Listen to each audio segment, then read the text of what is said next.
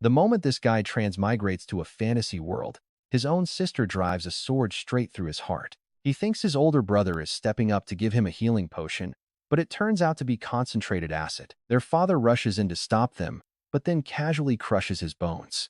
After all, he transmigrated straight into the Demon King's household. Back when Kella was a kid, his siblings bullied him so much he ran crying to his mother. She told Kella he should get revenge on them like a real demon. He argued that if he did, they would absolutely kill him. His mother just sneered and gave him some cold advice.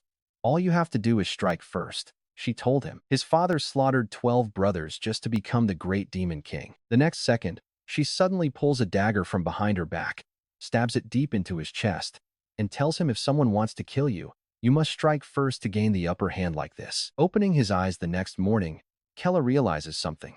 He absorbed almost all the original memories during his sleep. These belong to the original Kella. He inspects his body and is shocked to find yesterday's brutal sword wound has almost completely healed up already. His maid tells him he slept way too long, reminding him it is time to eat with the family, and tells him to get up. Kella remembers she is his personal maid, while the original owner was always considered a total coward. Because he was timid, everyone bullied him. Even his maid, Ren, looked down on him, forcing him to dress himself. He once pointed out that his brother's servants help him dress, but she insolently snapped back that he should get dressed by himself. She even forced Kella to do all her chores while she lazily slept in his own bed. So yeah, it is time to turn things around. He gets dressed and heads to the dining room. Yet the moment he sits down, Sarah, sitting right across from him, kicks up a dagger and drives it straight through his calf. White-hot agony rips through his body, making him shudder. Sarah just smiles and tells him, "You look so dead. You should really eat up to get some energy." Kella knows that if they realize he's a transmigrator, he is dead.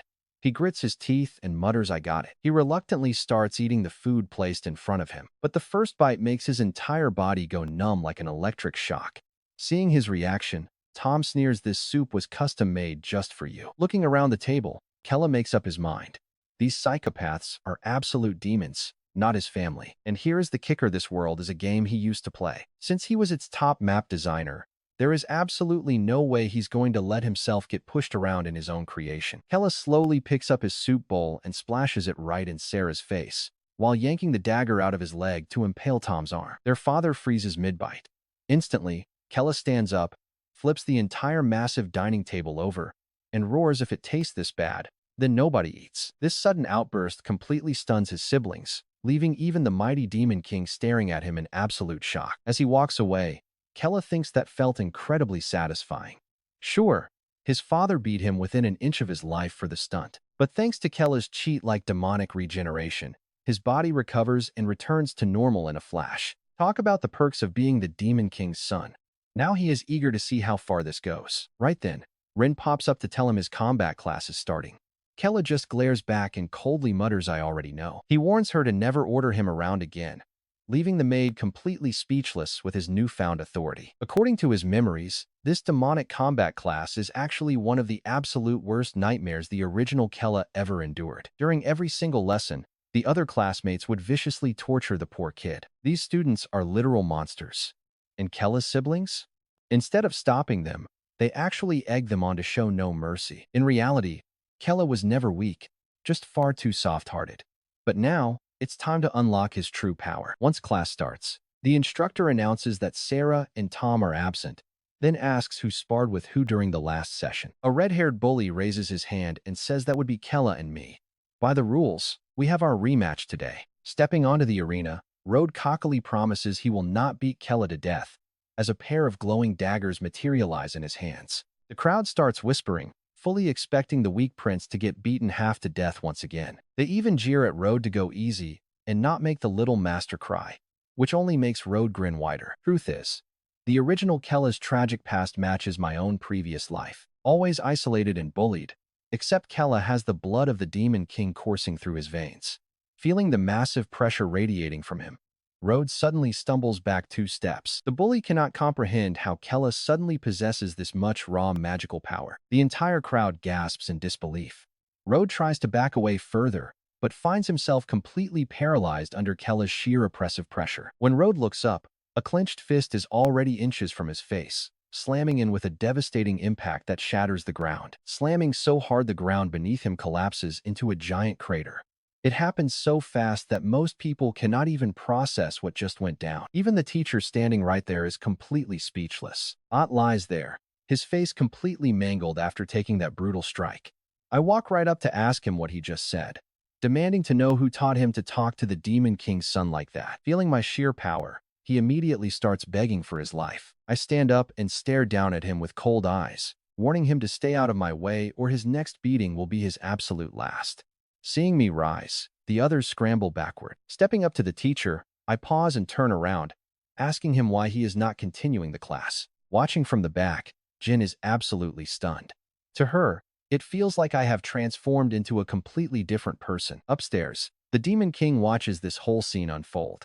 Meanwhile, back at the castle, Sir and Tom are soaking themselves in a medicinal bath. Sir screams in pure rage, cursing that bastard for dumping poison into her medicine. Tom tells her to just focus on healing.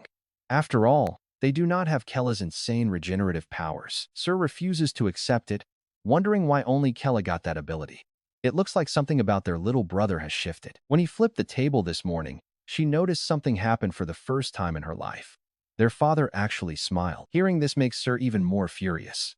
Tom says all of this is highly unusual, prompting Sir to ask what he is getting at. And get this, Tom actually suggests a temporary truce between the two of them so they can eliminate Kella. Sarah thinks that sounds like a brilliant plan, and the two of them quickly reach an agreement. They must eliminate Kella before he grabs any more of their father's attention.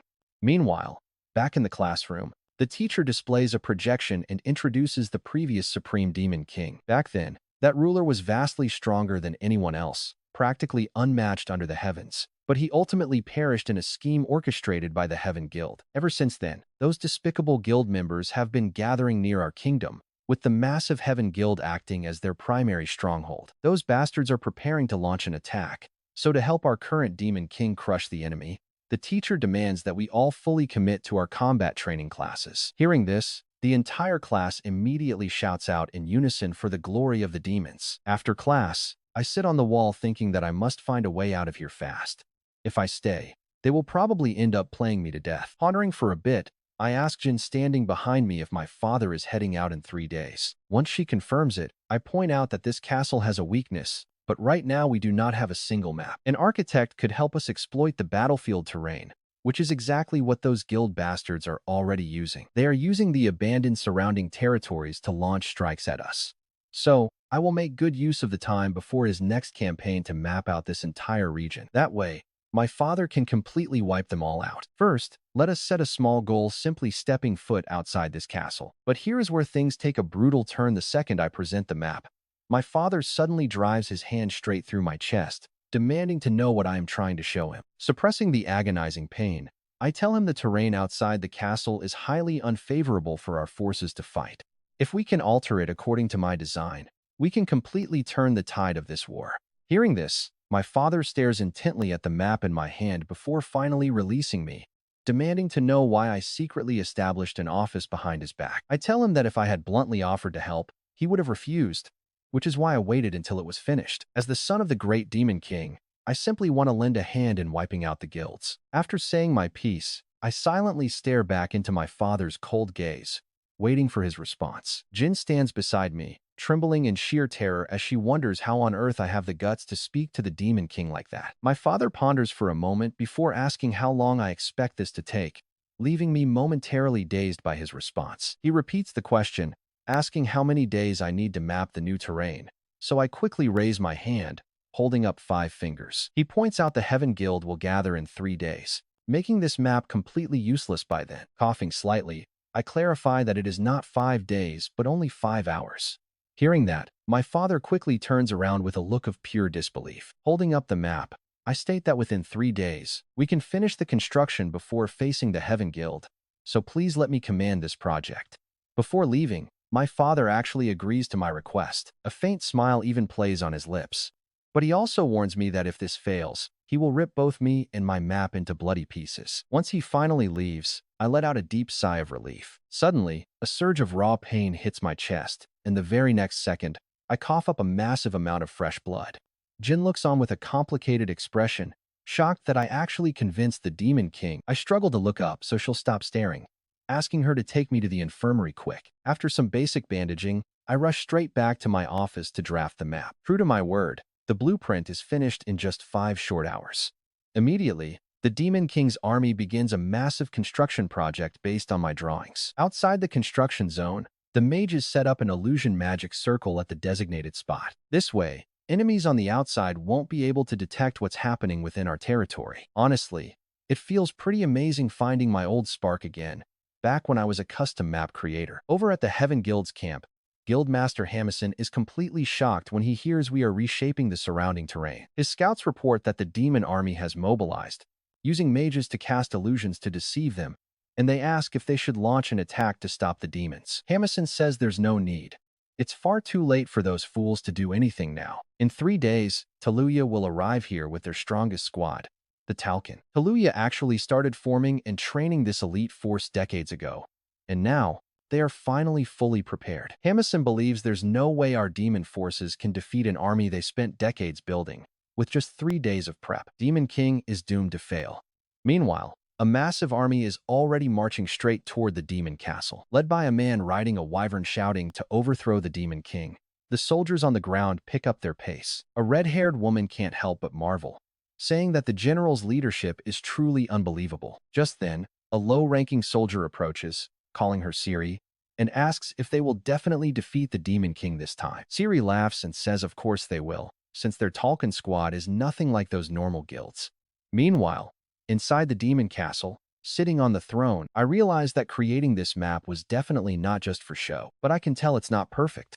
Still, my body is quickly reaching its limit, so I can't worry too much about that. Tomorrow's battle will be the end of Heaven Guild. Outside, mages are constantly using magic to transport materials and build fortifications. Down on the ground, massive stone giants work without rest, carving out rocks to use as materials. Everything is moving forward smoothly according to plan, making this feel totally different from just designing a map in a game. Here, I can control and alter so many more factors, giving me far more freedom than any game.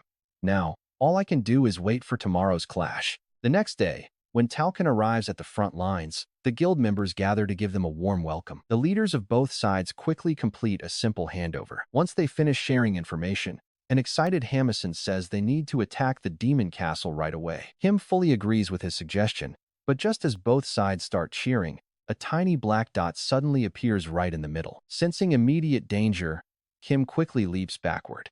And then boom, that tiny dot suddenly explodes with a massive, earth-shattering blast. Fortunately, the shield soldiers on Khan's side react fast enough to keep him safe, while Hamison's men shield him as well. As the thick smoke from the explosion clears, a dark silhouette slowly rises from the dust. Squinting through the haze, they finally realize it's Demon King. Actually, I had already told my father before that I disabled the Heaven Guild's surveillance magic circle, so he was able to use his teleportation without them tracking him at all. When he heard my suggestion to teleport straight into the Heaven Guild's base, my father looked quite interested, but Gendora quickly stepped in to stop him, calling it too dangerous, and Tom chimed in to agree that it was. Hearing that, my father glared at them coldly, asking if they were seriously doubting the immense power of their Demon King. Those words immediately made them break out in a cold sweat. Tom stammered a warning that my father had not fully recovered yet, but father bluntly snapped at them to shut up, choosing to teleport straight into the enemy base to tear them apart from the inside. Back to the present, the Demon King looks at the surrounding crowd and tells them they will regret ever coming here. His overwhelming aura erupts outwards, forcing everyone to instinctively take a few steps back. Jaman is the first to snap out of it, immediately ordering his men to attack, while my own troops are already gathered. At my command, the demons fling the gates open and charge out. The guild members send their forces forward to meet them, and a chaotic battle immediately erupts. Since our surprise attack caught them completely off guard, everything is going exactly as planned with zero mistakes. A dark smirk creeps onto my face, but just as I celebrate, Gendora and Tom suddenly climb up right behind me. Seeing them, I immediately get a terrible feeling. Tom just grins and whips his long lash straight at me. With no time to dodge, the whip stabs straight into my lower abdomen, relentlessly boring inward as if trying to impale me completely. Seeing me completely bound and helpless, Sindera immediately hoists up her massive broadsword and charges straight at me. A split second later, Her huge blade swings down and slices my head clean off.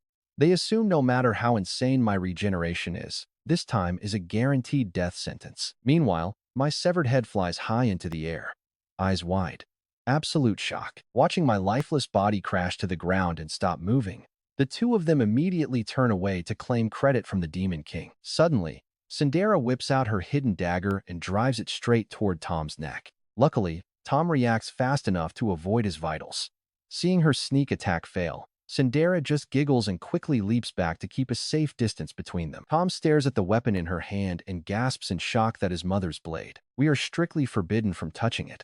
Sindera mocks him, saying they are demons, so who actually cares about some garbage rules? If I finish you off right here, I will be the sole heir. Hearing this, Tom grinds his teeth in sheer rage and launches a brutal charge at Sindera. Sindera refuses to back down, rushing forward to clash while shouting that his fate was already sealed the moment her blade pierced him. Total chaos. Next second, they are trading blows in a wild frenzy. From the ground, I watch their desperate duel before slowly closing my eyes. Suddenly, the earth beneath me begins to melt as Jin casts a spell. She drags my body aside and frantically tries to attach my head back. Once she is finished, she is panting hard, her entire body shaking uncontrollably. Back on the active battlefield, the demon horde follows orders and circles around to the guild's rear. Too bad for them, guild members are already waiting. The moment those demons show their faces, the mages immediately launch a counterattack. But those brainless demons do not care about an ambush and just charge right in. Now watch, because the main battlefield at the guild center is finally kicking off. On Jimon's command, his massive dragon gathers an ultra-hot fireball in its jaw, unleashing a blazing breath directly at the Demon King. The Demon King just mutters that he has not seen a dragon's breath in quite some time. With a swift, easy dodge, he slips right past the blast, grabs the beast's massive skull, and with a sickening crunch, effortlessly snaps the dragon's neck. Gon freezes. Dead silence. He is far too terrified to speak a single word. The remaining long-range mages quickly snap out of it and open fire, totally engulfing the Demon King and roaring fireballs within seconds. As the thick smoke rises, Jimon asks if they got him. But when the haze clears, everyone realizes the Demon King has taken on an entirely different form. Jimon realizes with dread that the Demon King's transformation matches the ancient books exactly. Ciri screams out in absolute panic that this is the Demon King's final form. Seeing this monstrosity, the average guild members start shaking violently from head to toe. Ciri whips around and yells at them to pull themselves together and not lose to fear. Yet, even as a seasoned commander, Gon finds his own body trembling uncontrollably under the crushing pressure radiating from the boss. Standing right in the center of this chaos, the Demon King shows zero fear, knowing the only weakness in his grand plan is having absolutely no escape route left. Sure, he can use the magic circle to instantly summon his forces and gather them right inside the enemy's headquarters. But if they lose here, it is all over. Still, as the absolute ruler, he never brings this up. A true Demon King never actually worries about retreating, as if he already planned for this exact outcome. With that thought, his dark aura surges to an even more terrifying level, prompting Jimon to command the entire army to prepare for battle. Meanwhile, deep in the dark castle basement, right after placing my severed head back onto my shoulders, Jin's body simply will not stop shaking as she desperately whispers quiet prayers, her mind racing back to the dangerous experiment we ran together just yesterday. Back then, I discovered that even if my limbs were completely severed, I could easily piece them back together in no time. Once we tested my arms and legs, it was time for the head. I pointed to my neck and warned her it might hurt, telling her to slice quickly. After finishing the test, I told her to track down Zelrus's personal maid and deliver a very specific message, word for word. Jin then secretly met up with Zelrus's loyal maid, warning her that I definitely planned to take advantage of the battlefield chaos to assassinate Zelrus. It worked perfectly. Fuming with rage, the maid swore she would report my plan immediately. Jin then subtly suggested Zelrus could turn my own scheme against me by cutting my head off. After all, she reasoned that no matter how fast my regeneration was, a headless corpse would be dead. No turning back. She ended up executing my absolutely insane plan. But now, with my head separated from my body for so long, she has no idea if it is actually going to work. Just as she is spiraling into absolute panic, look at this. My eyes suddenly snap wide open. Sitting straight up, I calmly tell her that the magic-infused dagger they used must have severely slowed my recovery speed down by quite a bit. But since I am still breathing, none of those details actually matter anymore.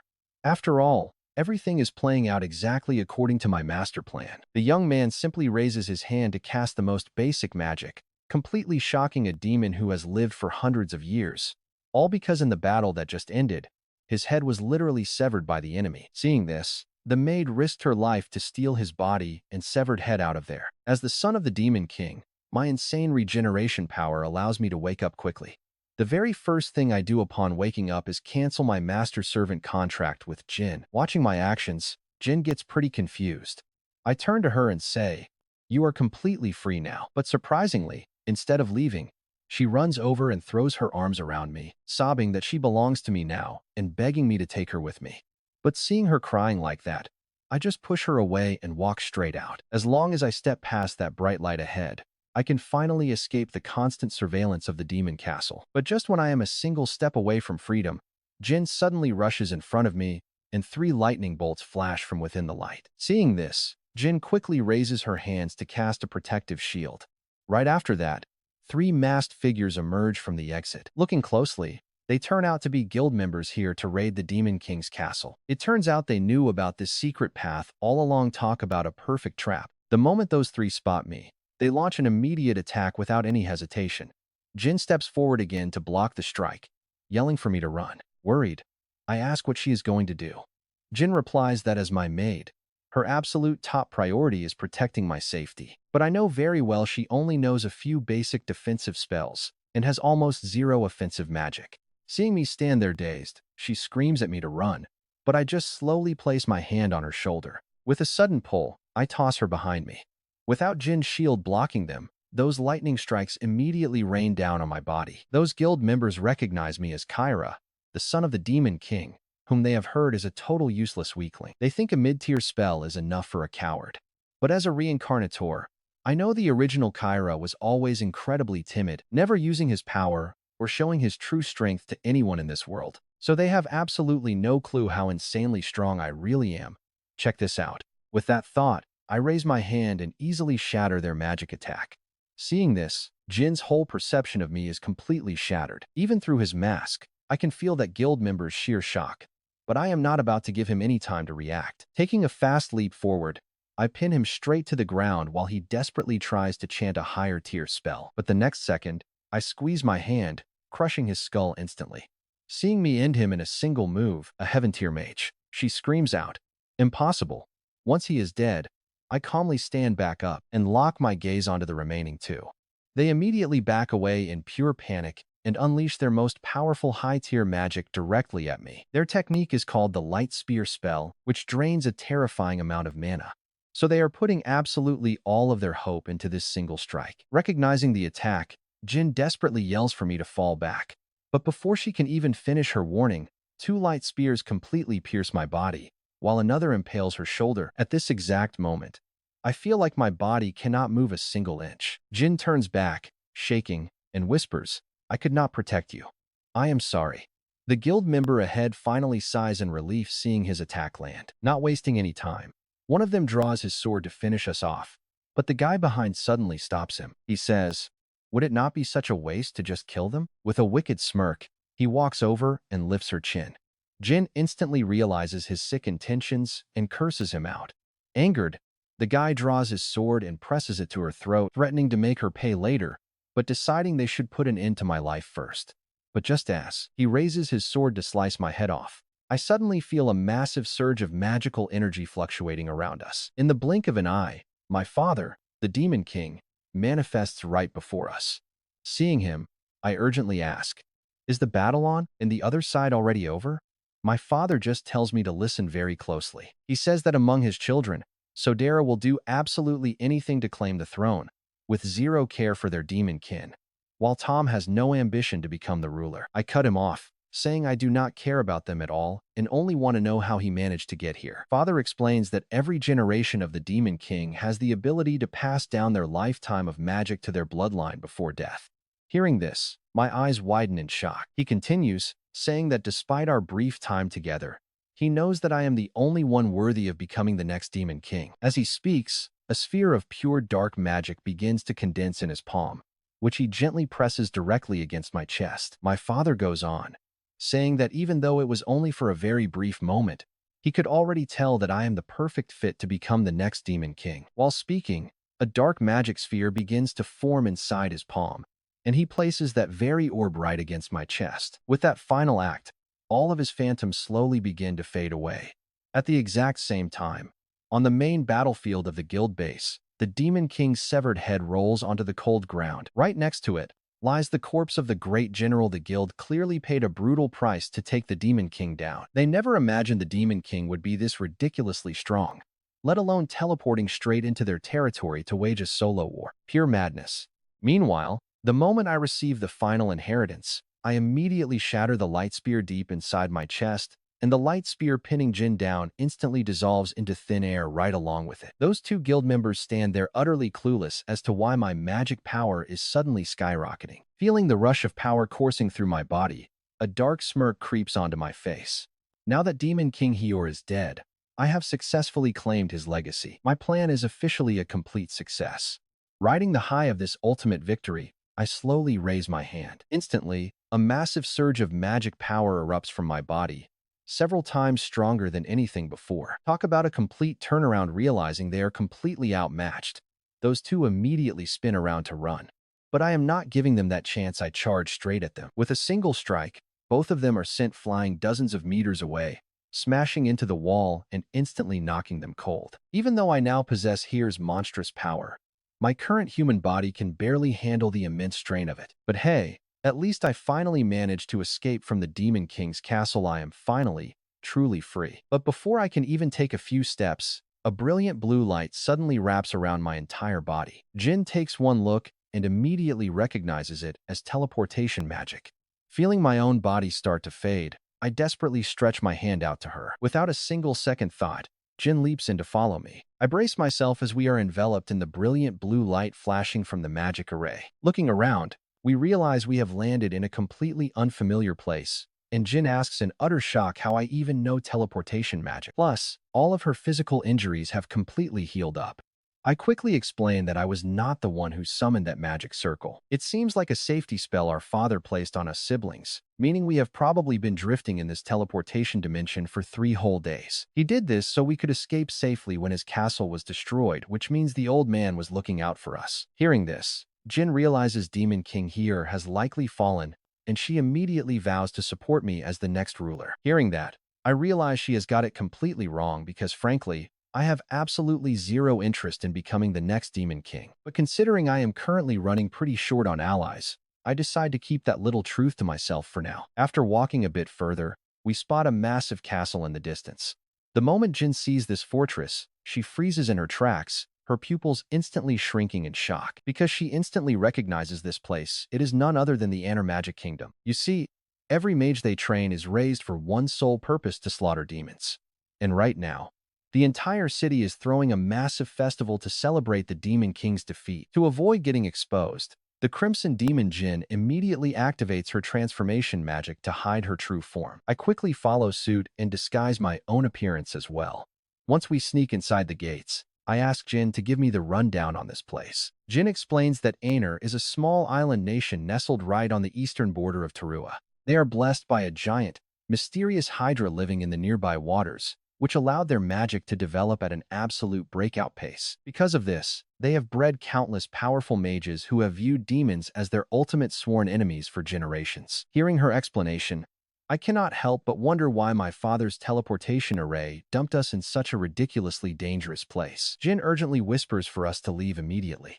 I tell her that even if we are going to run, we still need to make some basic preparations. I know that if I want to achieve my dream in this world, mastering magic is going to be absolutely crucial. And in this country, it seems like absolutely everything is accomplished through magic. Even some of the buildings around us rely on magic just to float suspended in midair. If I can actually learn magic here, I could build structures even grander than the ones I designed back in the game. Right as I am thinking this, I suddenly hear a loud growling noise coming from Jin's stomach. So, I lead her to a roadside stall to grab some famous magical delicacies, but who would have thought that her mouth would be a force of nature? Once she starts, She simply cannot stop.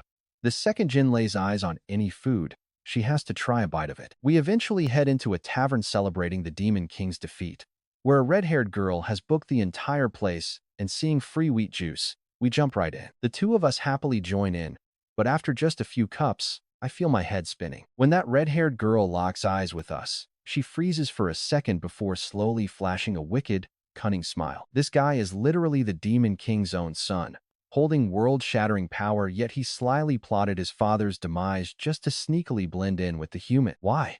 Because just a few days ago, I was still an ordinary game map designer, and even after transmigrating here, my ultimate dream remains building incredible structures. Even crazier, the first place we step foot in is the magic kingdom of Ano. You see, this kingdom specializes in training powerful mages who fight against demons. And coincidentally, these past few days, they have been celebrating their grand victory over the Demon King. Jine and I saw some free barley juice, so we decided to join the fun. But after just one sip, I ended up running outside and throwing up everywhere. Seeing me like that, Jean pointed out that they were currently celebrating the death of my father, yet here I was, drinking like there was no tomorrow. Just as I was about to argue back, a group of people suddenly rushed past us, shouting that a brand new S-rank quest had just dropped. Hearing this, Jean shivered with anticipation. Since taking down the Demon King before was an S-rank quest, she could not contain her curiosity about this new one and dragged me over to check it out. But when we finally got there, we saw my own portrait hanging high up on the city wall. It turned out this quest was to hunt down the Demon King's son. Seeing this, I got furious and yelled out the Demon King is already dead, so why won't they just leave me alone? Hearing that, Jine quickly covered my mouth and told the crowd nearby that I was just totally drunk. The bystanders did not pay much attention and just whispered, "Is not Kella the absolute weakest child of the Demon King? This should only be a B-rank quest at most." After listening for a bit, I grabbed Jine and turned to leave the plaza. I warned her to be discreet and stop calling me young master from now on. Instead, she should just call me Chivu. Jean heard this and thought my new name sounded pretty strange. Right as we were planning to pack up and escape this city, a red-haired girl by the roadside stopped us and asked what the new S-rank quest was actually about. Jine claimed we only caught a quick glimpse and did not know much. Meanwhile, I recognized her as the girl from earlier. She was the one who paid for everyone's drinks at the tavern.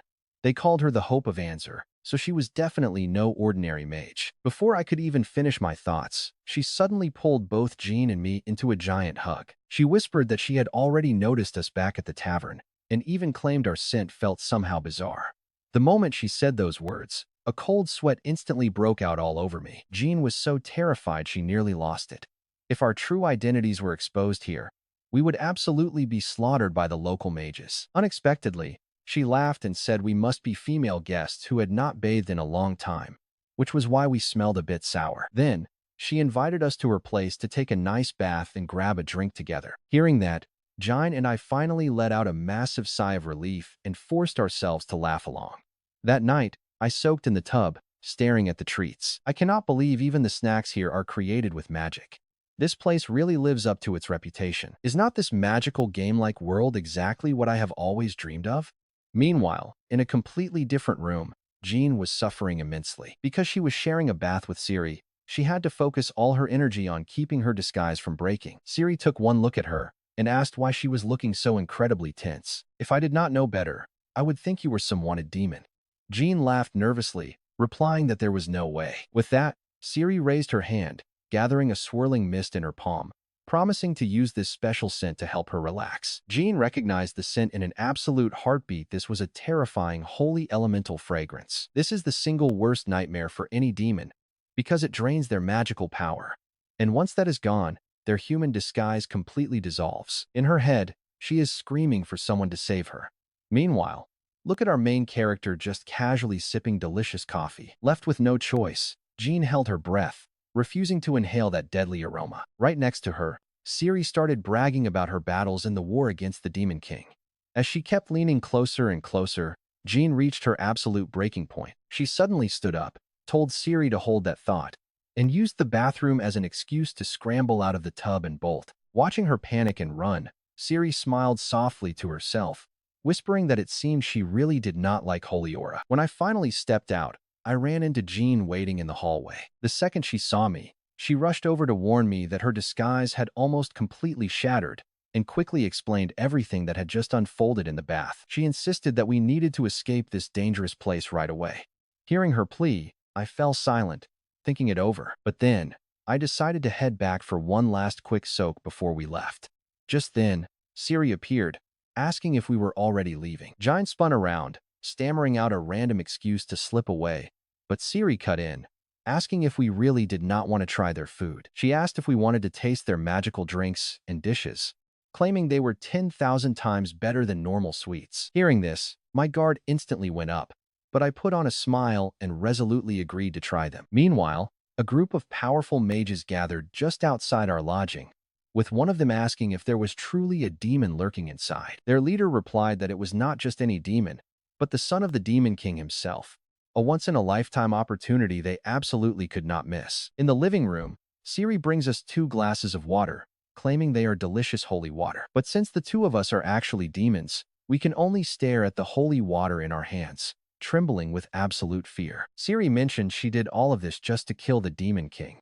She joined the elite human squad, Takanan, and pushed her body to the absolute limit day after day. While talking, she lifts her shirt to reveal a training scar.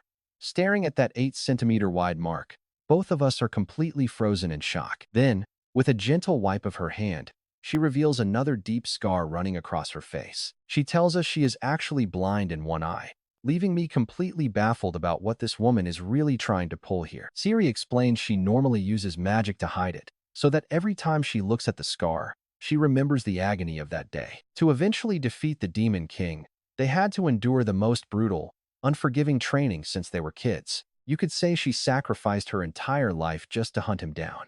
Suddenly, she stands up, walks right over to me, and demands to know what we have been doing all this time. Piocinos. She pulls up my shirt, sliding her palm slowly up my chest, and asks me why on earth I do not have a single scar on my incredibly smooth, baby-soft skin. I feel her warm hand on me, slowly breaking through the magical disguise I worked so hard to maintain. Leaning close to my ear, she whispers, "You are actually a demon, aren't you?"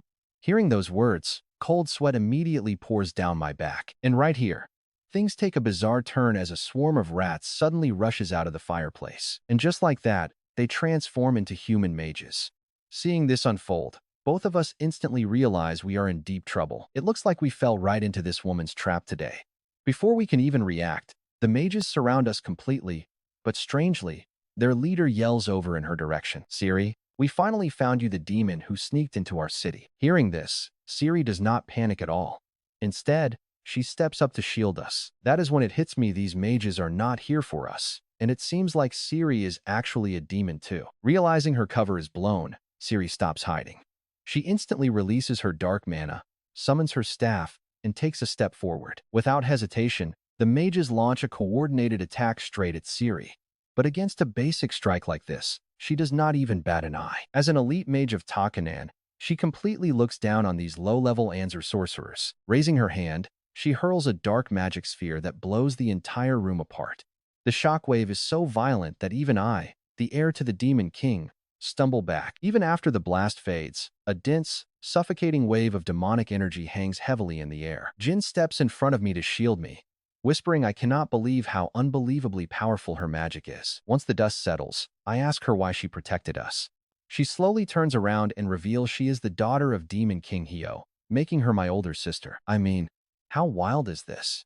The very captain of the Demon Extermination Squad is actually the Demon King's daughter. Seeing my absolute disbelief, she skips the explanations and uses magic to project her memories directly into my mind. In the memory, she is still just a child, standing before an ecstatic woman. The woman excitedly tells the Demon King they finally succeeded in breeding a demon who can completely hide their dark energy. The Demon King steps forward and says, "My own blood flows through your veins, meaning you are indeed my daughter." Hearing this, Siri is frozen in shock.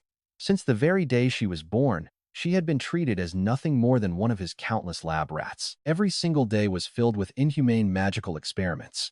Day after day felt like pure hell, and her only option was to endure. Slowly, everyone around her died off one by one, leaving her completely alone. She fully expected she would eventually meet the exact same tragic fate. But now, the Demon King himself declares her as his daughter. Realizing she gets to live, she quickly forces a strained, awkward smile. His mission for her? Infiltrate the human kingdom and leak secrets back to the demon world. Without any hesitation, Siri agreed. Back then, she was willing to do absolutely anything for her father. After leaving the demon castle, she played the part and pretended to collapse right outside the human guild hall. Thanks to her rare ability to suppress her dark mana, infiltrating their ranks was incredibly easy. Through endless, grueling effort, she rose to become an Aeson mage. After surviving countless hardships, she secured a spot as one of the strongest in humanity's elite squad. Just a few days ago, during the massive battle, she finally saw her father again. 15 long years had passed since they parted ways in the demon world.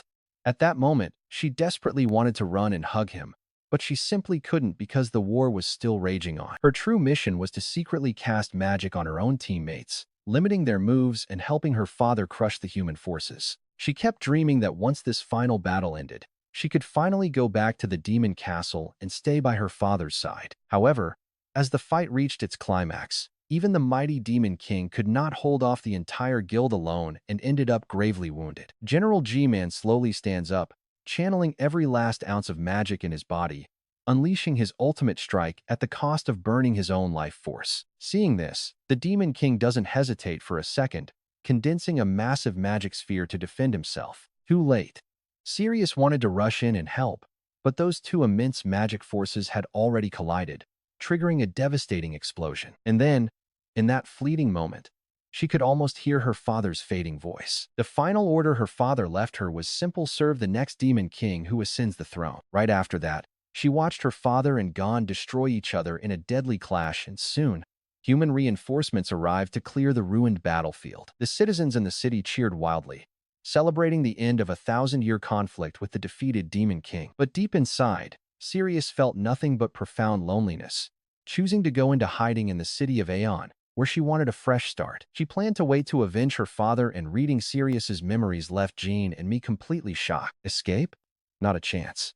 I thought I was free from my demon siblings, but now some random older sister just pops out of nowhere. Noticing our shocked expressions, she giggles softly, telling us she won't force us to work with her if we don't want to. However, Aeon is a hotbed for powerful mages, representing a core, highly dangerous threat to our demon race. The longer this city survives, the faster I will end up dead, especially since I'm considered the last hope of all demons. Hearing her say that, I completely froze in place because let's be real, she's absolutely right. As a veteran gamer, I know for a fact that magic users are an absolutely vital force in any major war. If I just leave this city alone, my identity as the Demon King's son is bound to get exposed sooner or later. While I'm deeply lost in thought, the mages recover, and the very first thing they do is launch another attack on us. Game over. No more hiding. The moment I lift my magic disguise, raw demonic energy erupts violently from my body. Feeling this massive surge of power, Sirius quickly turns her head to look in shock. When she witnesses this power with her own eyes, her pupils dilate because it's the exact same dark aura her father possessed. That night, we unleash an unending, savage battle across the city, though to Jean, it probably looks like a straight-up massacre. Having lived in this city for years, Sirius knows Aeon's layout completely. Just like that, the two of us destroy every official facility overnight, leaving even the Magic Academy in absolute ruins. No contest. Using the sheer power of the Demon King, I instantly suppress the city's corrupt leadership. Thanks to our seamless coordination, the magical kingdom of Anzur easily submits, and once everything is settled, Sirius makes a wild suggestion. Our next target is the Ta Empire. But hearing this, Jean instantly screams that it's completely impossible. Thinking it's absolute madness, I plan to part ways with her alongside Jean. But Sirius stops us, revealing she's long recognized my father's magic inside me. Caught. No point in hiding it anymore, so I simply admit that she's right. But seeing the look of absolute shock on her face, I realize she was actually just bluffing to test me. She explains she isn't the Demon King's daughter in the traditional sense, but rather a unique mutation born directly from our father's blood essence. Since she was created after I was born, she technically has to call me Big Brother, and then she asks if I'll follow her to avenge our father. Poor girl. She has absolutely no idea that the Demon King's death was actually my own calculation. Forget revenge, I just want a peaceful life to build my dream cozy home. Unmoved by my silence, she glares at me, asking how the last remaining child of the Demon King could possibly think about running away. Inside, Jean is silently screaming at me to just agree, terrified that she'll slaughter us right then and there knowing I have no choice. I promise her that I will get revenge. Satisfied, Sirius smiles, turns around, and motions for us to follow her. Actually, it works out. I've been secretly wanting to acquire Anzur's legendary magic anyway. As a high-level mage, Sirius surely knows everything. So, I'll use revenge as an excuse to buy time and eventually bring her over to our side. Right after we leave the ruined plaza, a heavily injured guild member slowly drags himself off the ground. Having witnessed the entire shocking exchange, he immediately decides to report everything back to King Taluya. Word of the disaster in Aeon quickly reaches King Taluya, with a scout reporting that their elite human squad is in deep trouble. The squad leader, Sirius, turned out to be a demon, so the Aeon mages tried to eliminate her, only for her to join forces with the Demon King's son, Ka. Together, they destroyed Aeon overnight, and hearing this, King Taluya freezes mid-meal, slamming his fist onto the table in pure rage. It's humiliating. If this news ever leaks, they'll become the laughingstock of the entire world. Pointing a trembling finger at his subordinate, he roars out in fury, "Find and eliminate Sirius and Ka before anyone else finds out. If you do not bring their heads back to me, you must forfeit your position as a commander." He swears on his very name as a member of the Han family to finish this task. Done speaking, he turns to stare at the Demon King's skull sitting inside the glass display. Deep down, he vows to slaughter every single soul carrying the blood of the Demon King. Once Han gets back, he immediately sends a messenger to order Killian to return. This guy is the strongest knight, even surpassing Kuman and also Khan's brother, so Han wants him to handle us. It does not take long for news of Aeon and Kim's deaths to reach Killian. Hearing the grim news, Killian asks the messenger what his actual purpose is for finding him. The messenger says that Talia needs him to hunt down Kella, the Demon King's son. But Killian straight up tells him he does not care about Talia's wishes. "If a demon dared to murder my brothers, then I will slaughter every last demon on this earth." With just a simple flick of her hand, this woman uses basic magic that sends cold shivers down my spine, even as a transmigrator. And here is the kicker: I realize she is actually a fellow demon hiding in the human world. On top of that, both of our fathers were demon kings, a shocking truth that instantly puts me on guard around her. After all, when I first landed in this world, my own siblings tried to slaughter one another just to seize the Demon King throne. So I ask if she holds any grudge against me. Hearing this, Siriel immediately admits she has wanted to kill me for ages. But now she sees I have inherited our father's legacy. Since my bloodline makes me the rightful successor, she vows to support me in claiming the throne as the new Demon King. Hearing that she wants to protect me, I am left completely speechless. My other siblings only ever hunted me down to end my life. Yet here she is, holding my hand and swearing to risk her very life to keep me safe. Hearing those words, my expression completely flips. Flushing red, I stammer out a quick okay. Seeing this, my maid nearby immediately senses a massive threat to her position. She quickly shoves the meat in her hand toward me, telling me to eat up since I used a massive amount of mana. She adds that she too will gladly risk her life to keep me safe. Still, since we just caused a huge scene in Anso, other nations definitely know by now. Siriel warns that demon hunters will soon swarm this entire area, which means we need to pack up and get out of here fast.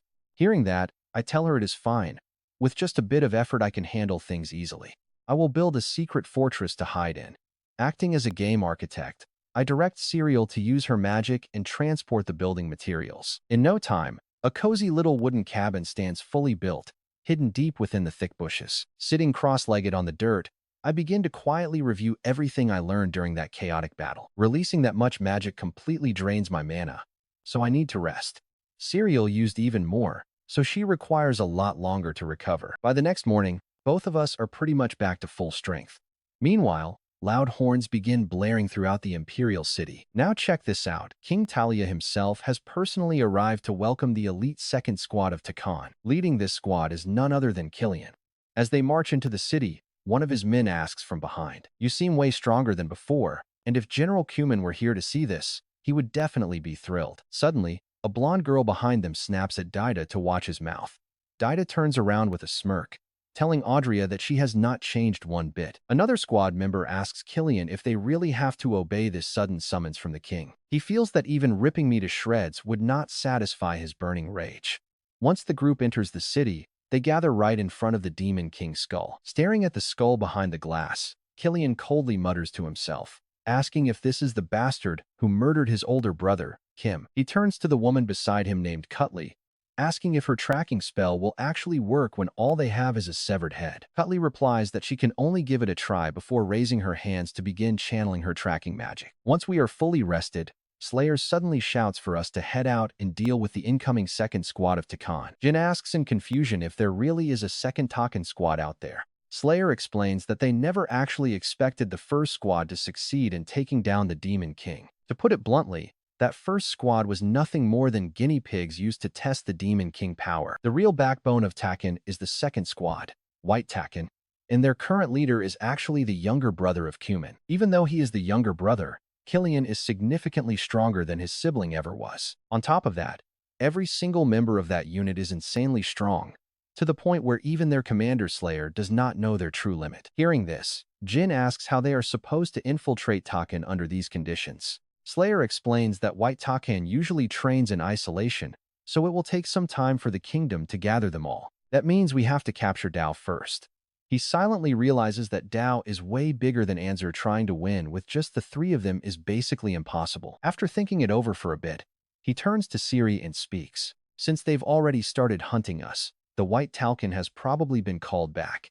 Infiltrating Tao directly with just the three of us isn't going to work. It is definitely not a smart move, which is why we need to raise our own army and build a solid base. Jin looks confused and asks what kind of army and base they even need. He explains that they must first gather powerful demons to stand against the White Talcan and build a fortress capable of repelling the invading forces of Dao. With his lifetime of knowledge, he can design the most impenetrable dungeon this world has ever seen. Right now, they simply cannot afford to gamble on highly risky, unpredictable battles, unless they want to end up exactly like his father did. Building up their own solid faction is crucial before declaring war on Dao.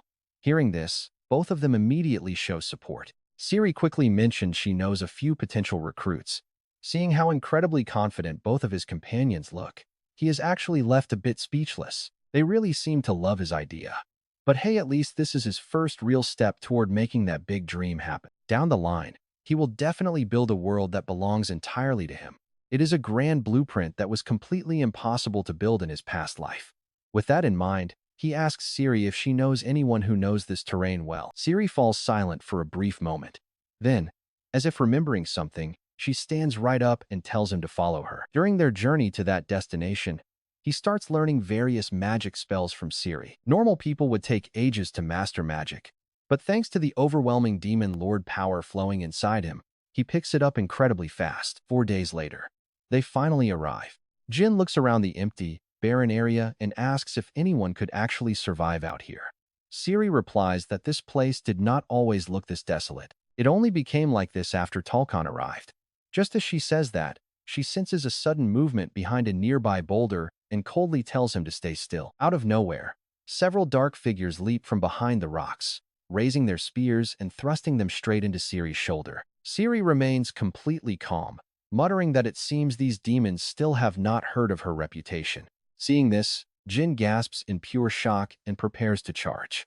But he holds her back, telling her to just let things play out. The lead demon pulls out his spear and demands to know why she did not dodge or fight back, asking if she looks down on them. To everyone's absolute surprise, Siri just calmly offers an apology and drops straight to her knees in front of the hostile demons. The lead demon is totally stunned because Siri just performed a secret triple S sign that only their kind knows.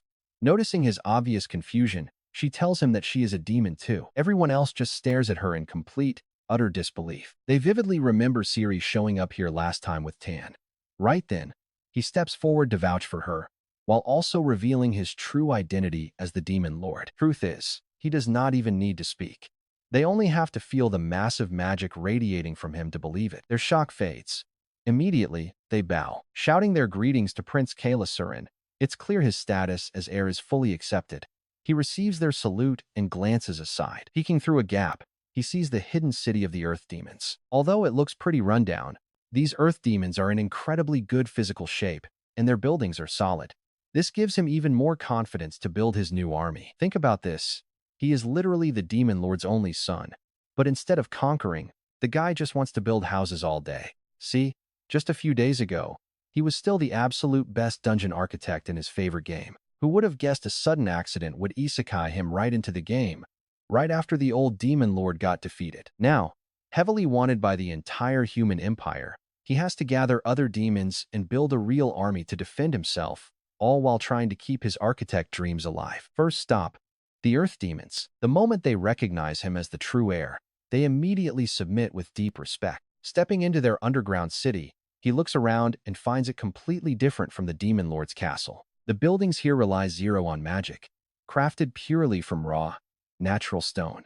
But what truly blows his mind is the actual location of this place. He never could have imagined finding a colossal, hidden city buried deep beneath a scorching desert like this. Realizing this, he thanks Siri for bringing him here.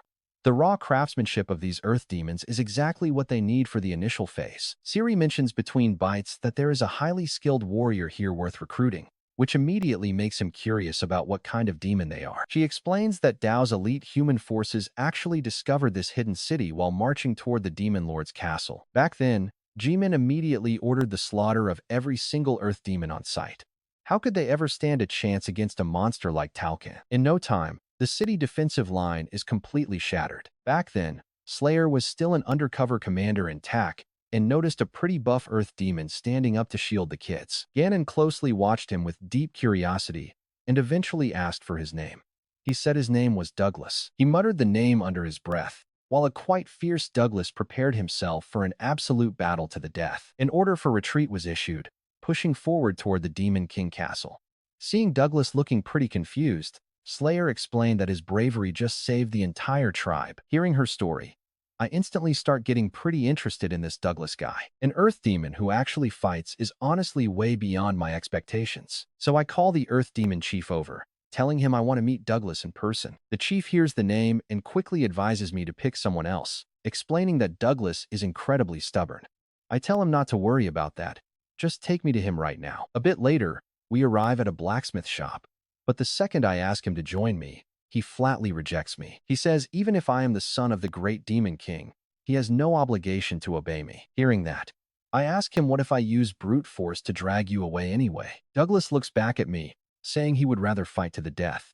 I ask why he is so stubbornly clinging to this place. He says he was born and raised here, so it is his duty to protect this land, and even apologizes to me. Seeing his stubbornness reminds me of the old days playing games, desperately trying to roll for a rare beastman ally. Just thinking about pulling someone like him makes me want to pull my hair out, so I sigh and walk away. And the moment I step outside, talk about a complete joke. Slayer and Jine are already dead drunk. Here I am busting my back recruiting talent, while these two are out partying. Naturally, I do not hesitate to join right in. Soon, all three of us are totally blacked out. The chief, worried we might cause trouble, quickly has some guards carry us off. But get this right, in the middle of my deep sleep, the bedroom door suddenly creaks open. Several earth demons wielding axes slowly creep inside. They surround my bed, and then Douglas steps right up. Raising his massive axe directly at my skull, he mutters that I am just a coward, swinging it down with full force, but just a split second before the blade splits my head. My eyes snap wide open, and I quickly tilt my head to the side to dodge it. Douglas looks completely stunned by this. I seize the chance and immediately roll right off the bed. Realizing their cover is blown, the group of earth demons charges me all at once. Honestly, none of this actually surprises me. See, back at the blacksmith shop today, I already noticed something was pretty off about Douglas. First off, those binding shackles he was forging. No matter how you look at it, those are definitely not for beastmen. On top of that, while walking around checking their buildings, I spotted someone sneakily tailing me. From that exact moment, I started paying extremely close attention to every little detail. That is when I caught a glimpse of a very weak magic barrier clinging to one of the walls. If I had not inherited the Demon King mana and his incredible sensory abilities, there is no way I could have picked up on such a faint magical trace. But there was another weird detail. Slayer mentioned earlier that Douglas had supposedly protected some dark elves, yet I walked around this village for hours and did not spot a single one of them. Before I can even finish that thought, the mob of earth demons lunges straight at me. Shrugging it off, I just channel my mana, charge right into them, and knock every single one out cold. Only Douglas is left, staring up at me in pure horror. Standing over him, I tell him directly, "You did not tell Ganon that you could not let the young dark elves die. You said you could not hand them over. Simply put, you were never protecting them. You just did not want them taken away from your own grip. So, Should we go and disable that magic barrier now? Moments later, I drag Douglas out to the main square. Seeing this, the other Earth demons grab their weapons and quickly surround us. Watching them, it is pretty easy to tell that the entire tribe is in on this scheme. The chief rushes over, looks at Douglas, and asks in a panic if he really failed. Hearing that, Douglas just looks away, stammering a quiet apology. Spotting a few of them twitching to attack, I instantly raise my glowing light blade, warning them not to move, or I will end Douglas right here. The Earth demons cannot believe I managed to subdue so many of their warriors and take Douglas hostage. After all, rumor had it that I was the weakest, most cowardly son of the Demon King.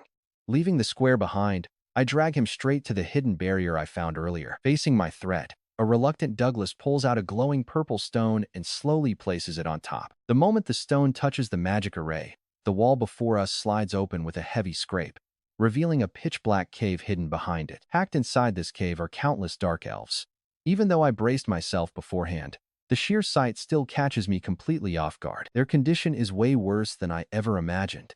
Having heard that I got ambushed, Saria and Jin rush into the cave to back me up. They slide to a halt right beside me, their faces turning pale as the gruesome sight inside the cavern completely paralyzes them. Without even turning my head, I ask Saria if she can use her memory transfer magic to let me see what these poor dark elves went through. Saria steps up, warning me that it might not be as crystal clear as reading her own memories, but she can give it a shot.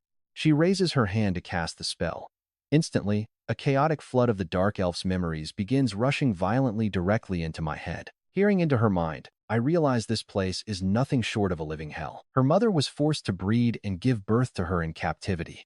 Every now and then, human nobles would come down to pick out the children they wanted. The chosen kids were dragged away by force. In return, the nobles paid the goblin chief a massive bag of blood money. The rest of the goblins were all in on it too. The children only learned about this dark trade from newcomers who got dragged into the cave, and those captured newcomers would whisper stories to the young ones. Stories about a bright blue sky, a vast ocean, delicious food, and a life of absolute, carefree freedom. Having lived their entire lives in this pitch-black hole, they craved that world, and their only dream was to let their own children escape this cage, just to breathe free air and experience the real world. Witnessing this cruelty makes me grind my teeth in pure rage. I clench my fist, whip around in a flash, and slam a brutal punch straight into Douglas's face. It is war now, and there is no turning back as we finally clash with these vile goblins. And let me tell you, I did not hesitate for a second before spinning around and throwing a punch. Douglas takes my punch dead on, flying back nearly 8 meters before slamming hard into the stone wall behind him. Saria angrily demands answers. They never cared about protecting these dark elves. They only wanted to sell them off to human nobles. Sprawled on the ground, Douglas realizes there is no point in hiding his twisted game anymore. He sneers that dark elves are incredibly rare, making them highly prized collector items for human nobles. They are blessed by nature, he claims. Keeping them around is the only way we can secure our own survival and prosperity. So he basically treats them like literal livestock.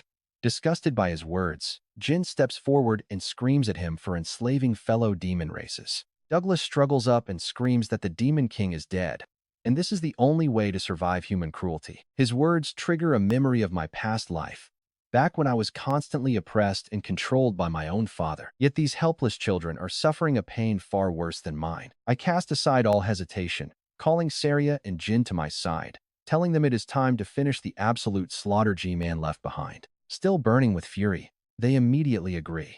With a wild roar from Douglas, the goblins waiting outside the cave suddenly rush in to surround us. Jin charges ahead to block the mob, while Saria prepares to cast her magical support. Blasting them with her staff, she demands why they dare attack the Demon King's heir. But those cowards scream back that they have no reason to serve a weakling. Jin knocks back a few goblins, shouting that the truth is nothing like that. Deep in the cave, Douglas lunges at me, but I have already inherited the Demon King's power. With a single kick, I send him crashing backward again. Seeing this, the Dark Elves realize I am actually trying to save them. One brave elf stands up to help, but another quickly holds her back. She screams, asking what she is doing, but Moku snaps back, "If we do nothing now, we will be tortured forever." Refusing to live through this endless nightmare any longer, Moku collapses to her knees, sobbing over all their tragic suffering. Her heartbreaking cries capture my attention, and I turn my freezing gaze back to Douglas. I ask him if he hears their absolute agony, swearing that I will make him pay for everything. But to my surprise, he suddenly pulls a glowing red stone from his pocket and gulps it down without hesitation. The other goblins follow his lead, swallowing the exact same red crystals. Jin cries out in shock, "Wait, those are earth mineral stones." He thought they were just legends, but they are real. I quickly turn to ask Jin what those stones actually do. Saria cuts in first, screaming a desperate warning for me to be careful. She warns that swallowing those stones instantly boosts their physical power tenfold, but at the tragic cost of eating away their very lifespan. As she speaks, Douglas lets out a primal roar, his muscles bulging and expanding right before my eyes. I can only stare in shock. Not only is his physical body mutating, but his magical pressure is absolutely skyrocketing. Worse, I still have not fully mastered the Demon King's power yet. While I stand there completely frozen in disbelief, Douglas's massive fist is already flying straight toward my face. At this incredibly close range, there is just no way for me to dodge. Right at this moment, thick vines burst from the ground, instantly wrapping tight around Douglas. No matter how much he struggles, he cannot budge those vines even a single millimeter. Turning my head, I see a dark elf was the one who saved me. The others shout in absolute shock, warning Moku that she has caused a massive disaster. Douglas whips his head around to curse Moku furiously. Seeing my opening, I immediately lunge straight forward. Channeling magic into my arm, I plunge my fist deep into his stomach. Glancing back at the dark elf, I ask if her name is Moku. I tell her that I think I like her quite a bit now. Moku just stares at me, completely dazed. Coughing up a mouthful of fresh blood, Douglas roars, calling Moku a filthy traitor, before unleashing a bizarre shriek and shattering the vines binding him. Watching his body swell up like a balloon sends a cold shiver down my spine. With my hand still buried inside him, I cannot even try to dodge. I end up taking the full, devastating force of his punch, slamming violently right into the stone wall. My bones shatter into pieces. But thanks to my insane regeneration, I heal up fast, shocked that a single raw ore has this much power. Having blasted me away, Douglas immediately spins around and charges straight toward Moku. He corners her instantly, grabbing her chin to lift her off the ground while roaring that he is going to tear her head off. As his grip tightens, a sickening crack echoes from Moku's neck. Down on the ground, I never expected him to target her instead of me. He completely ignored me just to kill her. Now her neck is seconds from snapping, and the distance between us is way too far. Rushing over won't work, unless I can pull off a ranged attack. But watch this, my mind suddenly gets dragged into a pitch-black void. A mysterious dark figure emerges right behind my back, whispering that we are inside his own consciousness. I quickly spin around to demand who he is, but the shadow ignores my question, asking if I want to save that elf or not. Time moves much slower here, but he warns me that I still need to make a move immediately. Desperate, I ask him if there is any way to save Moku. The shadow replies that he is not quite ready to unleash the full power the Demon King gave him. But as our mind and body sync up, more of that dormant power will gradually unlock. Losing my patience, I snap at him to cut the explanation and just tell me what skills I can actually use right now. The shadow admits he is extremely weak, but there is one specific skill available. With those words, he acts. A glowing bow materializes in his hands as he whispers that we will be meeting again very soon. Before disappearing, he calls me by my real name from the blue star, Kella. My heart skips a beat in shock, but before I can ask how he knows it, the void shatters. The dark space vanishes as I snap back to reality, holding a brilliant, glowing green longbow in my hands. Wasting no time, I pull back the string to aim. Sensing a massive spike of magic, Douglas looks over and freezes in absolute shock. It looks like he actually recognizes the legendary weapon in my hands. Using his hesitation, Moku bites down hard on his hand, summoning more vines to burst through the floor. At that exact moment, my shot is fully charged. With a sharp whoosh, the magic arrow flies. The second it pierces Douglas, he is instantly swallowed by a roaring green inferno. Talk about absolutely insane power, right? In less than 3 seconds, Douglas is completely reduced to a pile of burning ash. Staring at the weapon, I still can't wrap my head around what that shadow inside my mind actually was. Meanwhile, the entrance has turned into a brutal battlefield against the earth demons. Since the cave is way too cramped, Siri cannot unleash her wide-range magic. Seeing their struggle, I take aim at the pack and draw my glowing bow once more. Firing off a rapid stream of magic arrows, they fly straight as if they have homing eyes, piercing the earth demons directly in their skulls. Siri is absolutely thrilled to see me suddenly holding down the backline. Within minutes, The remaining earth demons are either slaughtered or sent running for their lives. Ciri stares at the raw ore in her palm, muttering that its power is far greater than she ever imagined. Approaching the freed dark elves, I tell them they are finally free and should never get caught by those bastards again. They stare back in pure disbelief, asking if I really mean it. I tell them that yes, it's the truth. You can all leave this place now. Just take your children and find a peaceful, safe home to live in. Tears in their eyes, they drop to their knees to thank me. Meanwhile, Ciri sighs, noting our original plan to tame those earth demons is completely ruined. Walking over to Moku, I ask if she was dragged here against her will rather than actually being born in this place. Moku nods quietly.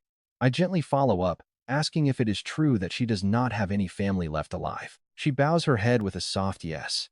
I smile, telling her she can follow me from now on, but we still need a guide. Terrified, Moku stammers that she isn't an earth demon and doesn't know the local tunnels, crying that she'll only be a useless burden. I tell her not to worry, because she is a rare dark elf blessed with the love of nature. Besides, you just proved you are braver than anyone when danger strikes, and that is quite enough for me.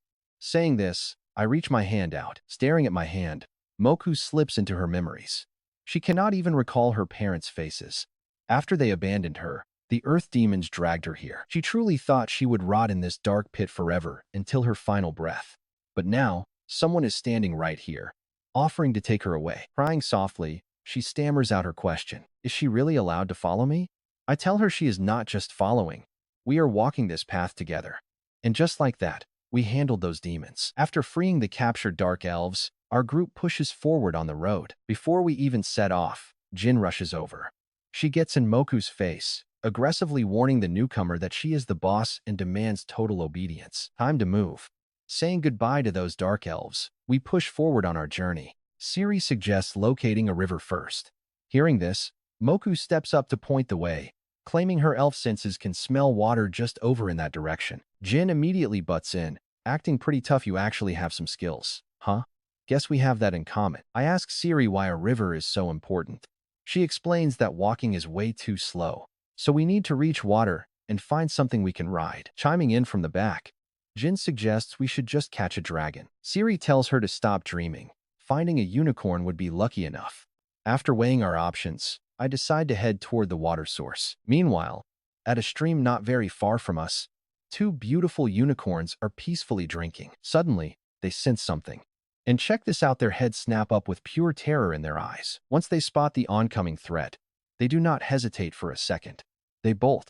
Moments after they flee, a massive, terrifying shadow looms over the bank. The footprints left behind are nearly 2 meters long.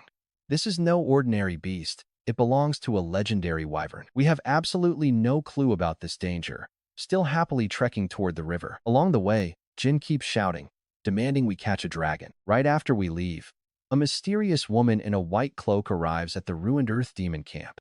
The last surviving demon spots her and desperately begs for his life. This white-robed tracker is Cutly. She is the one who previously cast a tracking spell on the Demon King. Not long ago, her squad slaughtered countless demon clans using that exact tracking magic. Yet my location remained a total mystery. Cutly figures that because so many targets exist, her tracking spell is completely failing to lock on. Kanka argues that after the last Great War, it is impossible for so many Demon King heirs to survive. Is there seriously no way to pinpoint who the real Kella is? Chewing on some meat nearby, Audrey mutters that they cannot hunt down every single target, but Killian cuts them off. They simply do not have a choice. Looks like we must slaughter every demon scattered across the entire continent. He asks Cutly if there is a faster way to scout the surrounding demon camps. She replies that going completely alone and using short-range teleportation would speed things up. It stands up, agreeing that the rest of them can just follow behind and clean up the mess. With their plan set, Cutly slowly stands up. Her pupils dilate, flashing with a bright green light. Instantly, she vanishes into thin air. While scanning this earth demon camp, she immediately catches a faint, lingering trace of my magic signature. The pathetic demon on the ground spills everything, desperately telling Cutly exactly what went down. Cutly demands to know which way I went. The demon whimpers that he has no idea, begging her to free him from the wreckage. But a split second later, a beam of light pierces straight through his skull. Focusing on the lingering scent of my magic, Cutly casts her tracking spell once more. Meanwhile, our group finally arrives near that flowing stream. Seeing the actual water, I highly praise Moku, calling her an amazing elf for smelling it from several kilometers away. Jin snaps at her not to get too cocky. Since we have been marching for hours without food, my stomach starts loudly growling. Jin brags about her fishing skills, telling me we will have grilled fish in no time. But before she can even finish her sentence, a fish suddenly leaps right out of the water, landing perfectly into Moku's arms. Amused by our stunned expressions, Moku softly explains that she just used her nature magic to guide the river. Seeing Moku grab all the attention, Jin is absolutely not loving this. Jin's insecurity flares up. She tries to help start the campfire, but Siri beats her to it, summoning a massive blaze. Now, Jin feels completely useless. Soon, the fish is nicely roasted, and we all dig in like starving beasts. Taking a few bites, I glance over at Jin and ask why she is not eating. Jin sighs that she has no appetite, only for Siri to instantly snatch her portion away. But I can easily see the loneliness written all over her face, so I speak up, saying just eating fish is not enough. I wonder if there is any fruit nearby. Hearing this, Jin gets excited and says she will go look for some right away. But when I see Moku trying to use her power again, I stop her. By the time I turn around, Jin has already run off. Siri notices my intention, leaning in to whisper that I really do know how to care for others. Once Jin is gone, Moku mentioned she saw a Keelan when she was young, and she actually caught their scent around here just now. I mutter to myself if we could actually catch a dragon like Jin said. That would be amazing. Siri frowns and tells me there is no way a dragon is around here. Not far away, Jin runs deep into the forest and spots an apple tree. Intending to get those apples quickly, she ignores whatever is beneath her feet, steps right on it, and leaps up. But the exact moment she reaches out her hand to pluck the fruit, the thing beneath her feet suddenly starts moving on its own. Jin looks down, only to see a massive eye as big as a lantern, staring right back up at her. Watch this closely. As she takes in the massive beast beneath her, she is absolutely horrified to discover she is literally standing on a giant dragon's head. Meanwhile, the rest of us are sitting by the campfire, talking about the mysterious power hidden inside Moku's body. She's stumped. Moku admits she does not even know how to put it into words properly, but she can feel the raw energy of nature within a certain range. Hearing this, I guess it must be something special, just like an in-game minimap function. Siri chimes in, calling it a fantastic ability for scouting out hidden dungeons. Moku explains that her sensory range is quite limited right now. I ask her if she can expand her scouting radar later on. Moku mentions hearing that if she swallows a dragon insight stone that has existed for over 1,000 years, it would boost her sensory range by literally hundreds of times over. Hearing that absolutely insane number, I just freeze on the spot in utter disbelief. Siri points out that dragons are already incredibly rare and hard to find. Even if we did locate one, killing it is basically impossible. I ask her if dragons are truly that powerful. Siri explains that they are basically the ultimate apex predators of the natural world. On top of that, dragons despise demons, and only an elite few with extreme spiritual power can tame them. You need insane willpower to tame one. I scoff, muttering that it is pretty ironic. The only ones capable of taming such beasts are fragile humans. Siri tells us to stop daydreaming about useless things. How could we ever meet a dragon here? Well, talk about instant karma. The second she says that, Jin comes screaming back with a massive dragon chasing right behind her. Pure terror. But once our brains register the threat, we do not hesitate to turn and run. As we sprint, I yell over to Siri, asking what is going on. Didn't you say dragons do not exist here? Siri yells back that she has no idea, adding that she has never seen a dragon this massive before. Nearby, Cutley is tracking my spiritual signature. As he draws closer to our position, a deafening roar echoes from a distance. Stopping in his tracks, he mutters to himself that it sounds exactly like a dragon roaring. Meanwhile, we sprint for our lives until we spot a massive boulder to hide behind. The giant dragon looks around, utterly confused by our sudden disappearance. Finding nothing, it finally turns and leaves. Once we are absolutely sure the dragon is gone, Siri turns on Jin, demanding to know what happened. I sent you to pick some fruit, so why on earth did you bring back a whole dragon? Moku notes that judging by its sheer size, it must have lived for over 1,000 years. I gasp in realization, wondering out loud what this implies. Before I can even finish my sentence, Cutley finishes it for me. That means this dragon is carrying the insight stone inside its body. Hearing this, I turn back, agreeing that this is an incredible opportunity. With that, all four of us stare at Cutley, slipping into a heavy silence. Siri is the first to recognize him, screaming out that he is one of the Vatican white robes. Hearing that, we immediately spring up and back away.